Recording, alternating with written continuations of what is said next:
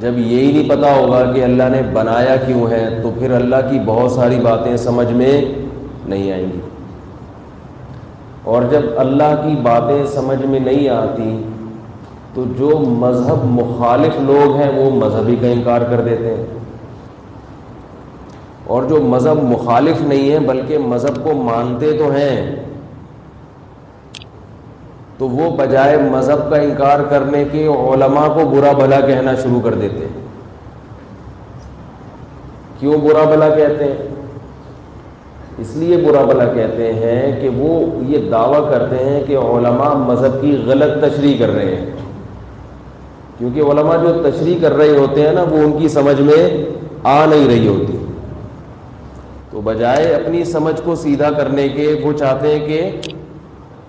دین کو چینج کر دیا جائے یا مولاناؤں کو چینج کر دیا جائے، اپنی مرضی کے پھر مولویز لائے جائیں اور اپنی مرضی کی باتیں ان سے پھر کہلوائی جائیں، جو سب چیزوں کو حلال کر دیں، جو یہ کہہ دیں کہ موسیقی بھی حلال ہے، جو یہ کہہ دیں کہ داڑھی کا اسلام میں کوئی تصور نہیں ہے، جو یہ کہہ دیں کہ تراویح کی نماز کا سرے سے کوئی وجود ہے ہی نہیں، تو کہہ رہے ہیں آج کل چیزیں آپ کو پتہ ہے بہت چل رہی ہیں۔ پھر مزید ترقی کرتے کرتے کرتے کرتے یعنی لبرل ہونے کی بھی نا درجات ہیں اور فنڈامنٹلسٹ ہونے کے بھی درجات ہیں۔ بنیاد پرست اور لبرل، تو بنیاد پرستی میں ایک انتہا ہے اور ایک انتہا ہے لبرل ہونے میں۔ بنیاد پرستی کی انتہا کیا ہے کہ ہر جگہ پھٹو، ٹھیک ہے،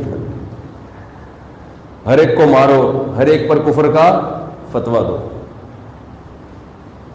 اور لبرل ہونے کی انتہا کیا ہے؟ شیخ محمد بن جاؤ، محمد شیخ نام ہے، شیخ محمد نام ہے، وہ بھی نئے آئے ہیں، محمد شیخ محمد، جن کا ایک مولوی صاحب سے یوٹیوب پہ مناظرہ ہے نا، وہ مولوی صاحب بیچارے پریشان بیٹھے ہوئے ہیں، ان کا دعویٰ ہے کہ میں صرف قرآن کو مانتا ہوں باقی کسی چیز کو نہیں مانتا، تو یہ لبرل مسلمان ہے۔ اس سے پھر درجات ہیں، پروفیسر صاحب بھی لبرل ہیں لیکن اتنے زیادہ نہیں، تھوڑا تھوڑا نماز کو بہرحال وہ مانتے ہیں، جنت جہنم کو بھی مانتے ہیں،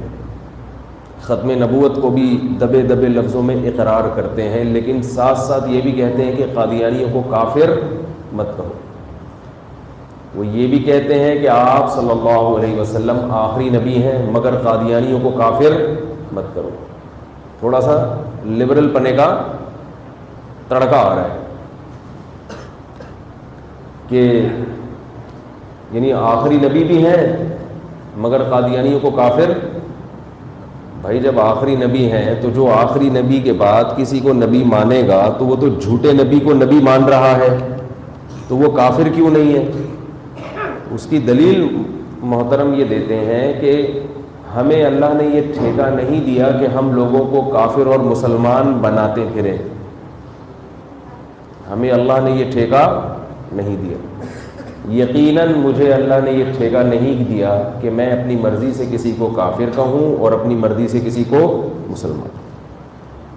واقعی نہیں دیا۔ لیکن اگر اللہ اور اس کے رسول نے اگر کسی کو کافر قرار دیا ہے تو پھر ہمیں اس کو کافروں کی فہرست سے نکالنے کا اللہ نے ٹھیکہ، بولو بھائی، پھر اگر آپ اس کو کافر نہیں کہہ رہے تو اس کا مطلب یہ ہے کہ آپ اسلام کے ٹھیکیدار بن کر اپنی مرضی سے لوگوں کو دائرہ اسلام میں داخل کر رہے ہیں اور اپنی مرضی سے لوگوں کو دائرہ اسلام سے نکال رہے ہیں۔ جیسے اپنی مرضی سے دائرہ اسلام سے نکالنا جائز نہیں ہے تو اپنی مرضی سے کسی کو زبردستی دائرہ اسلام میں داخل ہونے کا فتویٰ دینا بھی جائز نہیں ہے، یہ فیصلہ اللہ نے کر دیا ہے۔ ہاں اتنی بات ضرور ہے کہ جب تک 100% دلائل سے پتہ نہ چل جائے کسی کا کافر ہونا، محض توہمات کی بنیاد پر، محض غلط فہمیوں کی بنیاد پر، محض معمولی باتوں کو پکڑنے کی بنیاد پر آپ کسی کو کافر نہیں کہہ سکتے، جیسے کہ آج کل یہ بھی ہو رہا ہے، ذرا سا لفظ کسی کا پکڑ لیتے ہیں اور گستاخ رسول کا فتویٰ تھوپ دیتے ہیں۔